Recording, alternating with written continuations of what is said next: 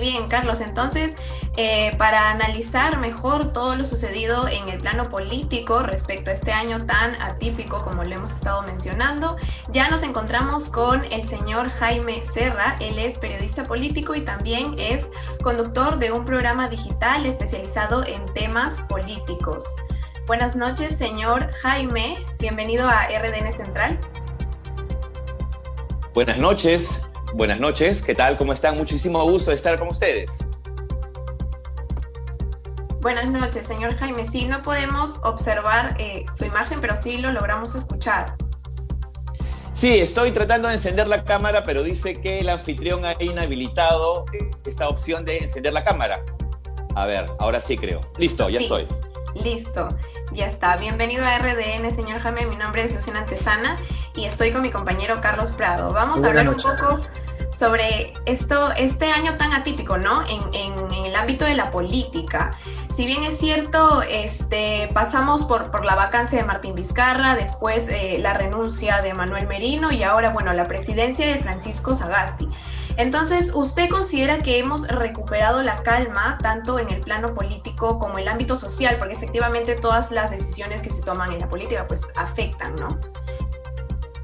Totalmente, ¿no? Y definitivamente no, ¿no? Aunque este año atípico, para precisar, empieza en el 2016 con la elección de Pedro Pablo Kuczynski, en donde empezamos con un gobierno atípico, en donde un presidente no tiene mayoría en el Congreso, sino todo lo contrario, ¿no? Tiene una aplastante oposición que, bueno, se dedica a eso durante el periodo de los 2 años y pico que gobierna Pedro Pablo Kuczynski hasta su renuncia, se dedica a sabotearlo, a incomodarlo, hasta que, bueno, logra la renuncia del presidente Kuczynski, aunque claro, inicialmente lo que ellos buscaban era la vacancia, pero bueno, logra que renuncie finalmente, empieza el periodo, digamos, para continuar el gobierno de Kuczynski, que empieza Martín Vizcarra, que también tiene el mismo problema de Kuczynski, hasta que decide cerrar el Congreso de manera constitucional el 30 de septiembre del año pasado, y luego, ¿no?, empieza esta otra etapa de caos en el país en la que se instala un nuevo Congreso,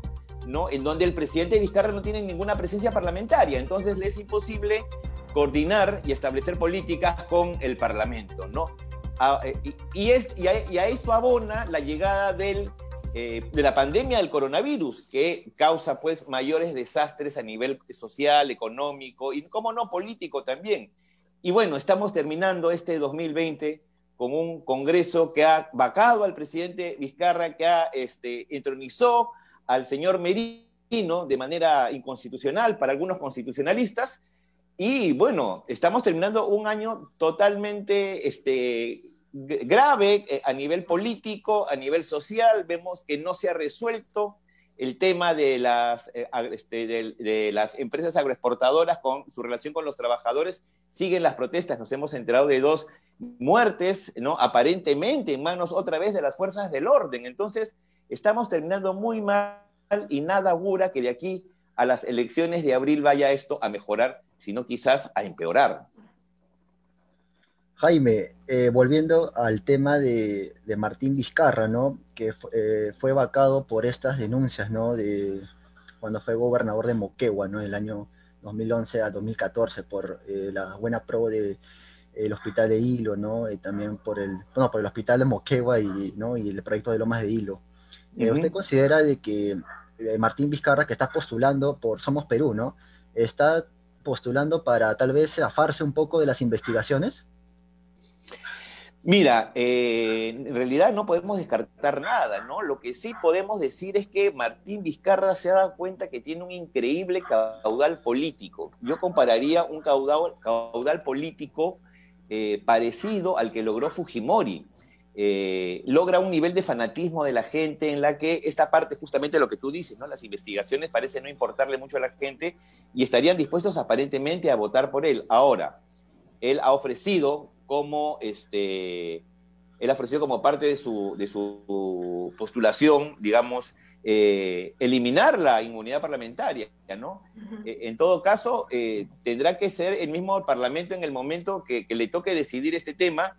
Y bueno, Martín Vizcarra, en todo caso, lo que sí está buscando en el Congreso como parlamentario y seguramente con una con una importante bancada, va a ser protegerse, blindarse políticamente, que es lo que hacen los políticos. Lo hemos visto con Fujimori, lo hemos visto con Alan García, lo hemos visto con Toledo, incluso con Humala, y bueno, no sería una sorpresa que Martín Vizcarra buscara esta opción también.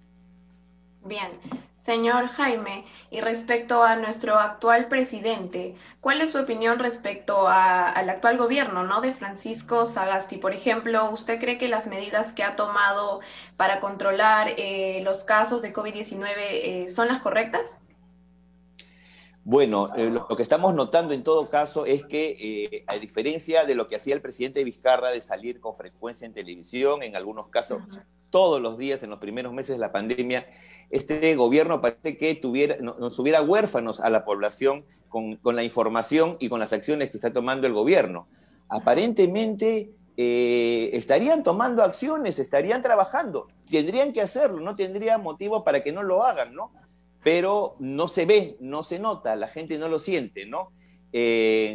Hay un dicho antiguo que dice, ¿no? que la gallina cacarea para avisar que ha puesto huevos, porque si no nadie se entera. Entonces yo creo que eso es lo que le falta al gobierno. El nivel de comunicación es pobrísimo y bueno, tampoco tiene, ojo, mucho nivel de juego político ni de decisiones, porque es un gobierno muy débil y que recibe constantemente del Congreso advertencias, ¿no? de que si no hace lo que ellos quieren, ¿no? Bueno, podrían vacarlo también, ¿no? Teóricamente podrían vacarlo. Jaime, en el tema de, bueno, vamos a empezar en el tema de las políticas de salud, ¿no? Con el tema de las vacunas, ¿no? Martín Vizcarra hace una semana salió diciendo manifestando de que por culpa del Congreso no se pudo adquirir las vacunas debido, ¿no? por el tema de la vacancia. ¿Usted considera de que es esto un factor? O sea, de que fue el Congreso, por el Congreso fue que no se desarrolló el tema de las contrataciones, ¿no? Los contratos, disculpe, con la vacuna. Mira, definitivamente el máximo responsable yo creo que es Martín Vizcarra. O sea, de eso no cabe ninguna duda, porque es verdad, el Congreso ayudó con este nivel de conflicto político, totalmente de acuerdo. Por otro lado, el Estado como sí, el aparato estatal es totalmente ineficiente. Hay muchísimos funcionarios que se han muerto de miedo de firmar los documentos adecuados porque como no había el marco legal, ellos podían ser enjuiciados en un futuro, seguramente por malversación o por malos manejos o sabe Dios por qué. Y con la fiscalía que tenemos, mira, es un terror porque la fiscalía te empieza a investigar y no tiene cuándo acabar la investigación, entonces estás todo el tiempo en el limbo y en cualquier momento te mandan de prisión preventiva por quítame esta paja. Entonces, realmente también los funcionarios no están lo suficientemente blindados para tomar las decisiones. Pero definitivamente el presidente de la República de ese momento tenía la obligación de poner todo de su parte, hacer todos los esfuerzos, de movilizar a todo el Perú, políticos, funcionarios, población, para lograr la compra de vacunas. Ahora, es verdad, las vacunas que están llegando a los países vecinos son pequeñas cantidades que no va a alcanzar inicialmente para vacunar a toda su población, ni mucho menos. O sea, son etapas. Esta es una especie de primera entrega. A Argentina le están llegando 100.000 vacunas. Su población es de 40 millones de habitantes. O sea, es apenas una especie de muestra gratis, digamos, ¿no? Pero yo creo que hubiera sido muy reconfortante para la gente saber que hubieran llegado, aunque sea las primeras 50.000 vacunas de Pfizer que se anunció en una primera etapa. Hubiera sido muy reconfortante para la gente y tranquilizador. Ahora tenemos que esperar, no sé si el sistema COVAX, ¿no? Este mecanismo COVAX, o contrato con alguna otro laboratorio que espero yo que sea, bueno, de Pfizer o de Moderna o de AstraZeneca. Creo que son las más confiables que están ofreciendo en el mundo en este momento. Bien, señor Jaime, y cambiando un poco la información, ¿no? Referente a la problemática de los agricultores, ¿qué medidas cree usted que debería tomar el gobierno de Francisco Sagasti para solucionar las demandas de este sector, ¿no? que persisten a pesar de esta ley que ya está aprobada? Mira, de verdad que es muy complicado tratar de llegar a una solución de la noche a la mañana o que exista una fórmula para decir con esto se arregla. En realidad yo creo que esto es ponerse a conversar. No sé si el gobierno de Sagasti tenga realmente la fortaleza política, porque vemos que hay grupos interesados también, hay que decirlo claramente, hay grupos interesados de izquierda, básicamente, pero también otros grupos, otros partidos como Podemos, como UPP, Alianza para el Progreso, los que apoyaron el golpe, Acción Popular, sin duda, ¿no? Que están muy interesados en que el señor Sagasti se desprestigie, porque eso también desprestigiaría, ¿no?, de pasada al Partido Morado, que es uno de los contendores de estas elecciones. Entonces acá hay un componente político también en estas protestas. No hay que olvidar que es verdad que las reivindicaciones que piden los trabajadores a nivel salarial son totalmente atendibles y hay que encontrar un mecanismo, definitivamente que hay que encontrar un mecanismo. El mecanismo quizás sería sentar a los empresarios y decirles, bueno señores, su tiempo de beneficios tributarios se extinguió, acabó el 2010 oficialmente. El señor Toledo en el 2005 se las extendió hasta el 2020. Y el 2019, el señor Vizcarra se las extendió hasta el 2030. Entonces, cuando el plazo original eran 20 años. Entonces, o ustedes conversan con los trabajadores, les mejoran sus salarios, les mejoran sus condiciones laborales, o les quitamos estos beneficios laborales porque el país, estos beneficios tributarios porque el país tampoco no va a mantener su prosperidad a costa de que los trabajadores estén muy mal pagados, explotados, ¿no?, y muy maltratados, sobre todo por estas services que tercerizan el trabajo, que tampoco debería ocurrir. Muy bien, Jaime. Ahora volviendo al caso de las ONP. Como sabemos, el Congreso aprobó la ley de devolución de hasta 4.300 soles a los aportantes, pero el Ejecutivo interpuso, ¿no?, como hemos visto, la demanda de inconstitucionalidad sobre esta ley ante el Poder Judicial. ¿Cuál es su opinión al respecto, no? Por un lado, claro, el Poder Legislativo apoya esta medida, el Ejecutivo no la contrapone. Exacto, no, claro, el Ejecutivo se opone por el tema básicamente pues, de la caja fiscal, ¿no? O sea, ocurriría un gran hueco, un gran hoyo en la caja fiscal si es que comienzan a repartir el dinero de la ONP. La ONP en todo caso no era un fondo destinado de cuentas individuales, era un gran fondo en donde el dinero que entraba el dinero que entraba de los trabajadores que estaban activos era para pagarle a los trabajadores jubilados. Ese es el modelo que se ha utilizado en el mundo tradicionalmente, ¿no?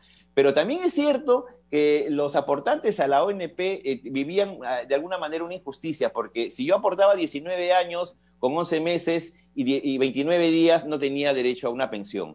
Entonces, habían aportado, se les había descontado de su sueldo durante 20 años de trabajo, casi 20 años, y no era posible que a la gente ese dinero lo tenga que dar por perdido. Yo creo que tendría que haber algún punto medio. Creo que el gobierno inclusive también en algún momento habló de bonificaciones de pagos pequeños, mensuales, no sé. Yo creo que aquí los expertos se tienen que poner a analizar qué se puede hacer con las personas que no están recibiendo jubilación. Pero hay que anotar que este asunto de la ONP está promovido por partidos políticos desde el Congreso con fines populistas. Entonces, eso es lo peligroso. Mezclar el populismo con temas serios que se irían a abordar técnicamente.